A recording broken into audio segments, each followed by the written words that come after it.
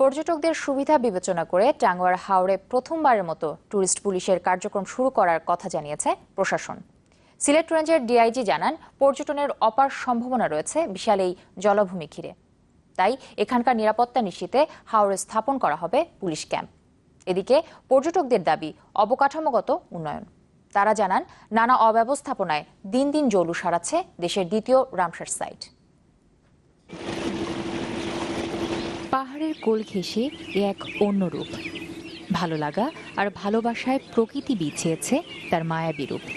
মেঘালয়ের কোল ঘেঁষা অপরূপ এ ছবি সত্যি এক স্বপ্নপুরী। টাঙ্গুয়ার হাওর, 9 কুড়ি কান্দা আর 6 কুড়ি বিল, এটাই এই হাওরের পরিচয়। স্বচ্ছ জলরাশি, পাখির জলকেলি, জেলেদের মাছ ধরা, সবুজে ঘেরা প্রকৃতি সবই আছে এই টাঙ্গুয়ায়। এসবের টানেই প্রতিদিনই হাজারো পর্যটক আসেন পরিবার পরিজন নিয়ে। ভালোই লাগছে, প্রাকৃতিক দৃশ্য আছে, তারপর এই তো পাহাড়, আমি এগুলো কখনো দেখিনি, আজ প্রথম দেখলাম। সিলেট থেকে আসছি, টাঙ্গুয়ার হাওরের নাম শুনছি, ওইখানে জায়গাটা অনেক সুন্দর, ওই জন্য আসছি দেখার জন্য। তবে নানা অব্যবস্থাপনায় ভোগান্তিতে পড়তে হয় পর্যটকদের। রয়েছে নিরাপত্তার অভাব। কোনো সিচুয়েশন তেমন একটা ভালো না আমি দেখছি এখন পর্যন্ত।